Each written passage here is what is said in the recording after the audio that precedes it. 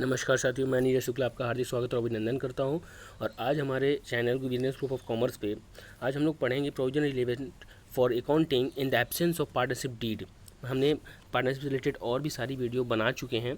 आप अगर नहीं देखे हैं तो आप पहले उसको भी देख लें, तो तब आपको ये और अच्छे से क्लियर हो सकता है। ठीक है, वैसे मैं बखूबी कोशिश करूँगा कि मैं इसमें ही आपको सारी चीज़ें बता सकूँ। ठीक है, आइए तो हम लोग बात करते हैं कि the important provision affecting partnership account are as follows. ध्यान दीजिएगा, जब पार्टनरशिप डीड नहीं होगा, अब डीड होता क्या है इसका मतलब समझ लें। डीड का मतलब होता है एक तरीके से एक ऐसा एग्रीमेंट जिसमें कि हम सारी बातों को लिख देते हैं। और पार्टनरशिप का मतलब ही होता है कि दो या दो से अधिक लोग, ठीक है, जब मिलते हैं और काम को करते हैं तो उसको कैसे और सही तरीके से कर सकें, इस चीज़ के लिए ही वो सारी चीज़ों को एक एग्रीमेंट में पहले से ही लिख लेते हैं। अब मान लीजिए वो एग्रीमेंट नहीं बना है तो फिर कैसे काम होगा, इन चीज़ों का डिस्कशन हम लोग आज इस वीडियो में करेंगे। ठीक है, आइए तो फिर बात करते हैं। फर्स्ट है आपका प्रॉफिट शेयरिंग रेशियो। ठीक है, अगर डीड आपका साइलेंट है, डीड है ही नहीं, तो आपका प्रॉफिट शेयरिंग रेशियो कैसे होगा पार्टनरशिप में, इस विषय में पहले चर्चा करेंगे। तो ये देखिए, ध्यान दीजिएगा, if the partnership deed is silent about the profit sharing ratio, the profit and loss of the firm are to be shared equally by partner irrespective of their capital contribution in the firm. मतलब कि वो जितना भी capital लगाएं उससे कोई मतलब नहीं है, उनका जो डिस्ट्रीब्यूशन ऑफ द प्रॉफिट होगा वो कैसा होगा, इक्वली होगा। ठीक है, इन चीज़ों को थोड़ा सा विशेष तरीके से ध्यान दीजिएगा, क्योंकि बार बार पूछते हैं, कई परीक्षाओं में भी पूछते हैं कि व्हेन डीड इज साइलेंट तो हमारा जो प्रॉफिट शेयरिंग रेशियो होगा पार्टनरशिप में वो कैसा होगा। तो ठीक है, तो वो कैसा होगा, इक्वली होगा। ठीक है, अब हम लोग बात करेंगे, वीडियो को थोड़ा सा अच्छे से देखिएगा, क्योंकि हम लास्ट में इस जो आज हम टॉपिक पढ़ेंगे उससे रिलेटेड क्वेश्चंस भी करेंगे। ठीक है, जैसे जो एंट्रेंस एग्जाम में आते हैं, जो आपके एग्जाम्स में आते हैं, वो सारी चीज़ों आपको आज इस वीडियो में समझ में आ जाएगी कि अगर डीड साइलेंट होता है तो किस तरीके से हम आखिर अपने वर्क को करते हैं। ठीक है, अर्थात पार्टनरशिप डीड में हम किस तरीके से अपने काम को आगे कंटिन्यू करते हैं। ठीक है, अब नेक्स्ट क्या है हमारा, इंटरेस्ट ऑन कैपिटल। अब इंटरेस्ट ऑन कैपिटल क्या होता है, हर व्यक्ति क्या चाहता है कि हमारे कैपिटल पे कुछ ना कुछ इंटरेस्ट मिले। अगर मान लो वो व्यक्ति क्या अपना पूरा पैसे कहाँ रखता है, बैंक में रखता है, उसको कुछ ना कुछ पैसे मिलते हैं, तो इसी तरीके से वो ये चाहता है कि क्यों ना अगर हम यहाँ पे रखते हैं पैसे, तो क्या हमको क्या ये नहीं मिल सकता है, हमको भी मिल सकता है। तो इसीलिए वो क्या करता है कि अपने फर्म से भी वो इंटरेस्ट कैपिटल पे लेता है। बट अगर डीड साइलेंट है तो फिर क्या होगा, डीड अगर साइलेंट है तो बोलता है no partner is entitled to claim any interest on the amount of the capital contributed by him. अगर इसमें क्या होता है कि अगर आप डीड साइलेंट है तो आप क्या कर सकते हो, इंटरेस्ट ऑन कैपिटल के लिए कुछ बात नहीं कर सकते हो। In the firm as a matter of right, however interest can be allowed when it is expressly agreed to by the partners. ठीक है, thus no interest on capital is payable if the partnership deed is silent on the issue. Further, the interest is payable only out of profit. ध्यान दीजिए, अगर मान लीजिए आपको interest payment भी होता है तो वो कैसे होता है, पेमेंट आउट ऑफ प्रॉफिट होता है। ठीक है, the business and not be the firm incurs loss during the period. ध्यान दीजिएगा, इन चीज़ों को समझिएगा कि अगर इंटरेस्ट पेबल भी होता है तो आपको कैसे पेमेंट होता है, वो सिर्फ और सिर्फ आपका पेमेंट होगा प्रॉफिट से। लॉस अगर आप बियर कर रहा है फर्म तो आपका पेमेंट इंटरेस्ट का नहीं होगा। इस लाइन को फिर से समझिए, thus no interest is on capital is payable if the partnership deed is silent. पहली बात तो ये हो गया ऑन द इशू। ठीक है, फर्दर अगर इसके अलावा the interest is payable only out of profit, अगर हमारा इंटरेस्ट पेमेंट होता भी है तो कैसे होता है, वो सिर्फ और सिर्फ प्रॉफिट से होता है। आपका लॉस जब इंक्रीज करेगा आपका फर्म तो आपको इंटरेस्ट ऑन कैपिटल नहीं मिलेगा। ठीक है, अब नेक्स्ट आते हैं इंटरेस्ट ऑन ड्राइंग।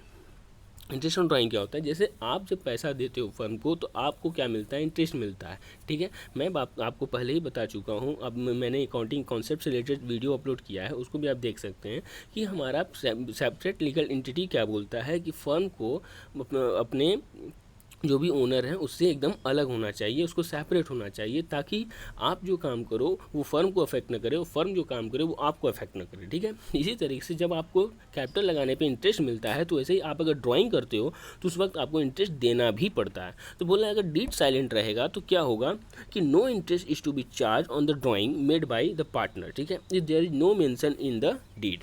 अब ध्यान दीजिए, जैसे आपको कैपिटल नहीं मिलेगा तो आप अगर कुछ निकालते हो पैसे वगैरह कहाँ से, फर्म से, तो क्या आप मतलब कि पार्टनर अगर फर्म से निकालता है अगर पैसा तो उसको कुछ न कोई भी इंटरेस्ट वहाँ पे उसको मिलता नहीं है। ठीक है, अब हम लोग आगे बात करते हैं इंटरेस्ट ऑन एडवांस।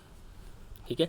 हर व्यक्ति को क्या होता है कि लोन की ज़रूरत पड़ती है, इसी तरीके से फर्म को भी लोन की ज़रूरत पड़ती है। फर्म क्या करता है, अगर लोन लेता है, किससे लेता है, if any partner has advance some money to the firm beyond the amount of his capital for the purpose of business, ठीक है, he shall be entitled to get an interest on amount at the rate of 6% per annum, ठीक है। अगर deed silent है तो 6% per annum क्या होगा, interest आपको मिलेगा। क्लियर है। अब हम लोग आगे बात करते हैं रेम्यूनरेशन फॉर फर्म्स वर्क। अब ध्यान दीजिएगा, अब आप अगर मान लीजिए एक पार्टनर हैं और वहाँ पे अगर काम कर रहे हैं तो आपको क्या मिलेगा, रेम्यूनरेशन मिलना चाहिए, आप ये एक्सपेक्ट करते हैं, ठीक है, मिल भी सकता है, बट अगर डीड आपकी मेंशन है तब। अगर डीड नहीं है तो क्या होगा, इस विषय पे थोड़ा सा देखते हैं। डीड अगर आपका नहीं है तो क्या होगा, no partner is entitled to get salary और other remuneration for the taking part in the conduct of business of the firm unless there is a provision for the same in the partnership deed। अगर आपके partnership deed में कोई भी provision नहीं है तो आपको कोई भी रेम्यूनरेशन नहीं मिलेगा, ठीक है। तो हम क्या क्या पढ़े, पहला क्या पढ़े हम लोग कि आपका जो प्रॉफिट होगा वो कैसा होगा, वो इक्वली बटेगा। आपका क्या होगा, अगर इसको देखिए यहाँ पे इंटरेस्ट ऑन कैपिटल जो आपका मिलेगा, मैं आपको इसको फिर से इसलिए दिखा रहा हूँ क्योंकि हम लोग इस पर क्वेश्चन भी करेंगे, इसलिए इसको एकदम ध्यान से समझ लीजिए। पहला क्या होगा, प्रॉफिट क्या होगा आपका इक्वली होगा। दूसरा क्या होगा, इंटरेस्ट ऑन कैपिटल आपको नहीं मिलेगा, ठीक है। तीसरा क्या होगा, इंटरेस्ट ऑन ड्राइंग क्या होगा, नहीं देना पड़ेगा आपको। इंटरेस्ट ऑन एडवांस क्या होगा, अगर आप देते हैं तो आपको 6% पर एनम के अकॉर्डिंग आपको क्या मिलेगा, आपको इंटरेस्ट मिलेगा। और मान लीजिए अगर आप वहाँ काम करते हैं तो रेम्यूनरेशन के तौर पे आपको कुछ भी नहीं मिलेगा पैसा, आप वहाँ पे सैलरी नहीं प्राप्त कर सकते हैं। अब इसके अलावा देखिए क्या है इसमें, अगर डीड नहीं होता है तो क्या होता है, देखिए apart from the above the Indian partnership act specifies that subject to contract between the partner. अगर मान लीजिए कुछ और भी वो होता है तो पहला क्या है, देखिए क्या बोल रहा है, if a partner drives any profit for his her self from any transaction of the firm or from the use of property of business connection of the firm or the firm name, he she shall account for the profit and pay it to the firm. मतलब क्या है कि अगर partner अपने firm के behalf पे या फिर उसका कोई प्रॉपर्टी को यूज करके कुछ भी अगर गेनिंग करता है तो वो क्या करेगा, अपने फर्म को देगा। मतलब कि एक तरीके से अगर वो प्रॉफिट कमाया भी है तो वो किसके कैसे कमाया, वो अपने फर्म के लिए कमाया है, तो इसलिए उसको पूरा ना पूरा प्रॉफिट क्या होगा, उसको देना पड़ेगा किसको, फर्म को, ठीक है। अब एक और है, क्या है, if a partner carries on any business of the same nature as and competing with that of firm, she shall account for the pay to the firm all profit made by him her in that business। मान लीजिए if a partner carries on any business, अब जहाँ पे वो partner है उसके अलावा भी अगर मान लीजिए कोई वो बिजनेस करता है सेम नेचर का और compete करता है with that of the firm, मतलब उससे भी प्रतियोगिता कर, अपने फर्म से ही प्रतियोगिता कर रहा है, तो उसको जितना भी पैसा मिलता है, जितना भी प्रॉफिट मिलता है उसको फर्म को दे देना चाहिए। क्यों, क्योंकि आप वहाँ हो तभी आप प्रॉफिट जनरेट कर रहे हो, अगर आप वहाँ नहीं रहते तो आपको प्रॉफिट नहीं मिलता, ठीक है। तो उम्मीद करते हैं सारा आपको समझ में आ गया होगा। अब अगर आपको सब समझ में आ गया तो ये धीरे धीरे हम लोग इसके क्वेश्चन को करते हैं तो और अच्छे तरीके से आपको डीलिंग समझ में आएगी कि हाँ हम जो पढ़े हैं वो किस तरीके से क्वेश्चंस बनता है, ठीक है। मैंने बोला ये इंपॉर्टेंट है, ये इंपॉर्टेंट कितना है ये तब समझ में आएगा जब हमको ये पता चलेगा कि इस पर क्वेश्चन कैसे आते हैं। तो आइए क्वेश्चन करते हैं, ठीक है। देखिए, Sonu and Monu are partner in a firm that state whether the claim is valid if the partnership agreement is silent in the following matters. ध्यान दीजिए, ये बोल रहा है कि सोनू और मोनू हैं और वो क्या कर रहे हैं, एक फर्म में काम करते हैं और बोल रहे हैं कि ये एग्रीमेंट में अगर साइलेंट है, मतलब कि पार्टनरशिप डीड नहीं है तो क्या क्या होगा, तो ऐसा ध्यान देते हैं और फिर करते हैं, ठीक है। आप लोग पढ़ चुके हैं, पहले आप अपने से कोशिश करिएगा देने का, उसके बाद फिर हम आपको बताएंगे, तो उसको आप जज करिएगा, ठीक है। ये बोल रहा है Sonu is an active partner, he wants salary of ₹10,000 per year. अब जब डीड साइलेंट है तो क्या होना चाहिए, मैंने ऊपर क्या बताया कि अगर डीड साइलेंट होगा तो कोई भी सैलरी नहीं दी जाएगी, ठीक है। अब बोल रहा है नेक्स्ट क्या है, Monu had advance a loan to firm, he claims interest at the rate 10% per annum, ठीक है। कोशिश करिए इसका आंसर देने का, ठीक है, फिर हम बता रहे हैं। अब ध्यान दीजिए क्या बोला था कि अगर डीड अगर साइलेंट रहता है तो आपको जो इंटरेस्ट होता है वो कितना मिलता है, 6% पर एनम के अकॉर्डिंग मिलता है, ठीक है। 10% के पर एनम के अकॉर्डिंग नहीं मिलता है अगर डीड साइलेंट है तो, ठीक है, आगे आते हैं। नेक्स्ट क्या है, Sonu has contributed ₹20,000 and Monu 50,000 as capital. Sonu wants equal share of profit मिलेगा। अगर डीड साइलेंट है तो हमारा क्या था कि अगर डीड हमारा क्या है,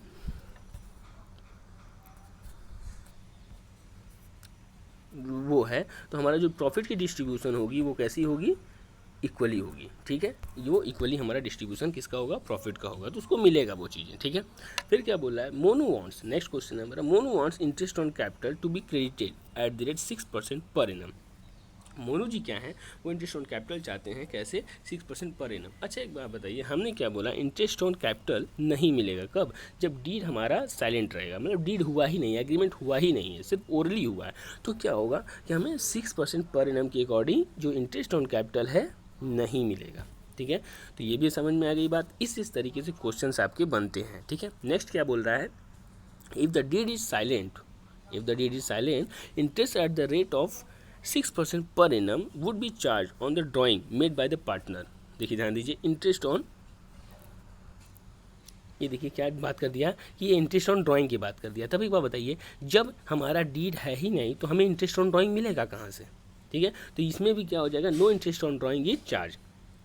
ठीक है, अब नेक्स्ट क्या है हमारा 6 वाला जो question, interest on capital partners loan is to be given at the rate 12% per annum if the deed is silent about the rate. तो ध्यान दीजिए, हमने बताया है क्या कि अगर इंटरेस्ट ऑन पार्टनर्स लोन लेना होता है और डीड साइलेंट होता है तो 12% पर एनम ना होकर के कितना परसेंट होता है, 6% पर एनम होता है। ठीक है, तो उम्मीद करते हैं आपको ये पूरी की पूरी वीडियो समझ में आई होगी। और जो ये क्वेश्चन है ना, इसी तरीके से क्वेश्चन आपके सारे एग्जाम में बनते हैं, वो चाहे आपका एकेडमिक हो, वो चाहे कम्पिटिटिव लेवल पे हो, ठीक है, चाहे इंट्रेंस एग्जाम कहीं का हो, वो सारी जगह इसी तरीके से क्वेश्चन बनते हैं। आई होप आपको सारी बातें समझ में आई होंगी।